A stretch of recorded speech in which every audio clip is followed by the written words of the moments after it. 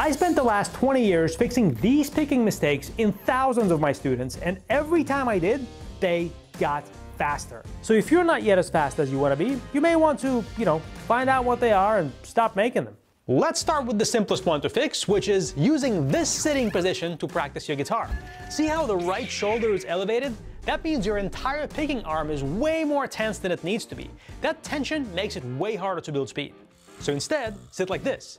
Put the guitar on your left leg, put a footstool under your left foot, and slide the guitar a little bit closer towards your left knee to avoid twisting your back when you sit. Notice how in this position my shoulders are completely level, which makes me a lot more relaxed, which helps with playing faster. It also makes it a lot easier to switch between sitting and standing positions, as well as fix the next mistake, which is... Hang on, he's calling me. Whoa, it's Steve Vai. Hold on, gotta take this. Hey Steve, what up, buddy? Yeah, sitting position, yeah, What do you mean wrong? So does who? Yngwie, Guthrie, Paul Gilbert. Shh. So it has come to my attention that a bunch of so-called great players apparently sit with the guitar the way I just told you not to sit. Well, here's a thought. Just because you know someone who smoked and lived to be 100 years old doesn't mean smoking is good for you. Okay, moving on. Can you guess which of these two clips is showing the second mistake?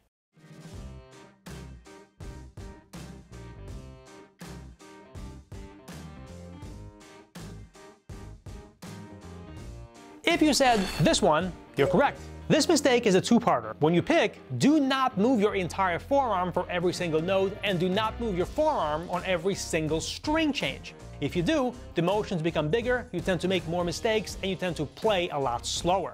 What you want instead is to pick mostly from the wrist, like I'm doing here.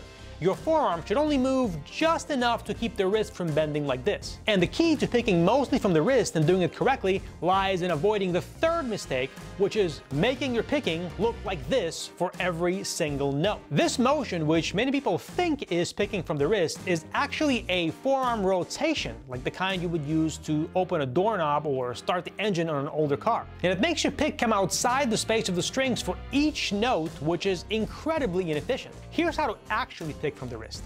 Put your entire forearm on the table with the hand palm down. Now, engaging only your wrist, move to the right. Now move to the left.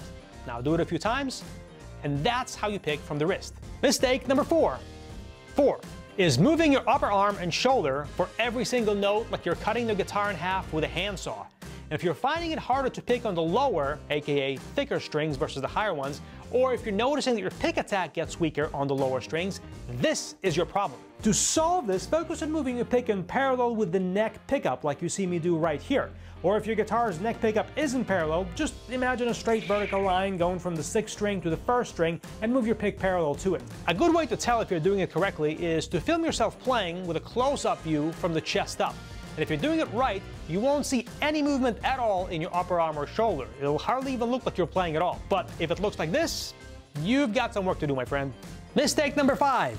Can you see what's wrong here? No? Okay, I'll tell you. Do not clench your thumb and index finger like this. If you do, your wrist becomes tense and playing fast becomes much harder. Open up the space between the two fingers so they form a small OK sign like this. That's how you want to pick. Mistake number 6, I call the plumber's crack. And this one makes you sound really sloppy even if your hands are in perfect sync. I'm talking about string noise from the lower in pitch strings that becomes worse as you move towards the higher ones. And your arm position goes from something like this to this, exposing the thicker strings like Plumber's pants coming down when he's fixing your toilet. No offense to any plumbers watching this. And instead of dragging your arm or changing where it rests on the guitar as you play, do this. Reach towards the higher strings by stretching the skin on your forearm right here. Right now, it looks like I'm sliding my arm up and down the guitar, but I'm mostly keeping it in one spot. The elasticity of your skin gives you freedom of movement while also keeping your playing clean. And speaking of which, check out mistake number 7, which I call karate chop muting. This is where you try to mute string noise by resting the side of your palm on the bridge like you're chopping boards in karate. And the reason this is a very bad idea is because when your hand is in this position, your pick ends up high above the strings for each note. And in the time it takes for you to get back to the string, you could have picked like 2 or 3 more notes. I mean, just imagine what this does to your speed. The solution is to cover the strings with the heel of your palm like this and slide your hand up and down as you play. When you're doing it right, the karate chop side of your palm should be up in the air, far away from the bridge and the guitar. This way, you actually mute the strings you don't want to hear, and your picking motions are way more efficient, giving you a lot more speed.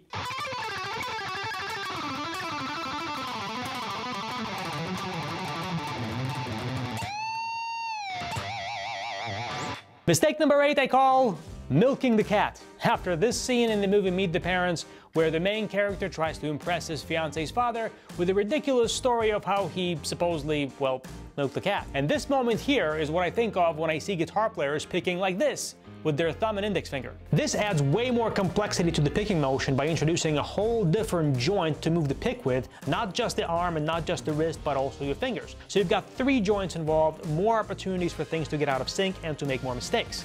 Here's a simple way to train yourself out of this habit and make it much easier to build speed. First, grab a different guitar. Second, tune it down by a whole step or 2 to reduce the tension on the strings. Then begin playing any exercise you want, but pick the notes very softly. And keep in mind the wrist motion cue from the previous tip to retrain your muscle memory. And as you get better, work towards playing with your normal pick attack and eventually regular string tension with the new motion. Mistake number 9. This one absolutely wrecks your 2-hand synchronization and makes your fast playing sound like shit.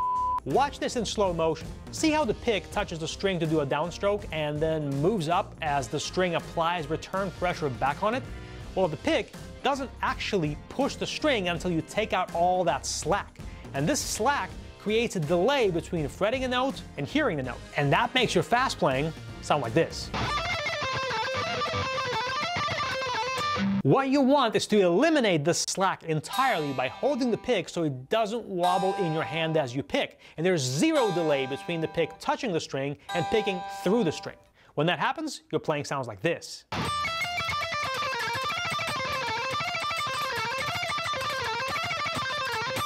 Mistake number 10 is the inbred cousin of the previous one, and that is using a guitar pick that does this. Here you end up with the same problem I just described, only you're creating the slack by the very pick you're using, not just by your grip. So my advice is, don't use a pick that's thinner than 1 millimeter. I personally use a 2 millimeter pick. Oh, and please go ahead and tell me in the comments below how Paul Gilbert uses a negative 0.6 millimeter pick and somehow still plays well, because I definitely don't know that, you turkeys! And because his one example really does contradict, like the laws of physics and the experience of thousands of my students who immediately start playing cleaner and faster once they switch into a thicker pick. So yeah, I'm sure you'll be taken very seriously. Mistake number 11. Let me ask you a question. Which of these ships looks like it would glide through the water more easily? A or B? Well, believe it or not, guitar players all over the world got together, pondered this question very deeply, and somehow concluded that the answer is B? Or at least that's what I think happened, judging by how often I see guitar players picking like this, with their pick flat against the string. Don't do that. For the love of Petrucci, please people, angle your pick about 30 degrees like you're seeing me do right here. You will sound way better, your playing will feel a whole lot easier, your pick won't get caught on the strings anymore, and you'll build a whole lot more speed. Mistake number 12. You can thank a lot of the clueless YouTube guitar gurus for this one, and be thankful that you found my channel because I am the YouTube guitar guru who's got a clue. And apparently it's become a hip thing to tell people to work on their tremolo picking as the first step to building speed. Stop wasting time on that shit. Fast tremolo picking is much different than regular picking where you change strings. And not even just because you have to sync your hands up, but because picking across strings is way more wrist dominant than fast tremolo picking is. So I can't believe I'm even saying this because of how stupidly obvious it sounds, but if you want to play faster with scale sequences that go across strings, that should be the thing you practice, not something else. Duh. Mistake number 13 is watching your fretting hand the whole time you're playing and doing your best to ignore your picking hand like it's panhandling you for money or something. To improve your picking hand, you need to actually watch what your picking hand is doing. And not just by looking down at your hand, but also by filming yourself from the side and from the front and watching those video clips away from the guitar. And if you struggle with doing that because your fretting hand misses notes or you mess up position shifts, simply do the picking motions only without fretting any notes, like this. or play the same frets on every string to create a chromatic sounding run that makes it unnecessary to watch your fretting hand, but still trains your two-hand synchronization. Hat tip to Tom Hess, from whom I learned this awesome idea that really cleaned up my picking. Mistake 14, don't put your picking hand here. The closer you put your pick towards the bridge to pick, the more resistance your pick is going to feel from the strings, because the strings have more tension on them in this part of the guitar. Plus, the more your forearm hangs off the guitar, which it kind of does in this position, the harder it becomes to pick from the wrist. To find a better arm position, start with getting your shoulders level in a T formation with your body, and then make sure your pick is noticeably forward of the bridge pickup when you play. I don't want to be too prescriptive with my advice here, because it really needs to be adjusted on a case-by-case basis, but if it feels like sliding your arm further forward will make you pick over the fretboard, play around with the guitar's position by either lowering the body of the guitar to make the neck more vertical, and/or slide the guitar a little bit further up your left thigh so your arm looks more like this and less like this. Mistake number 15, screwing up the positioning of the fingers, not holding the pick. Now, some people tuck the fingers in like this, others extend them or keep them flapping in the wind, or some others anchor them on the body of the guitar for stability. Don't do any of that. Have your fingers roughly aligned with each other so they support the index finger, make your pick grip way more stable, and make your hand more aerodynamic, which helps with faster playing. The stability you want will come from a good forearm position and from resting the heel of your palm on the strings to mute excess string noise. And mistake number 16 is ignoring what I talk about in this video, which lays out a speed building method so simple and so effective it should freaking be illegal. And no, it's not slow practice, and it's not speed burst either. And if you're not clicking on the video right now to find out what it is, you're a literal crazy person who hates puppies.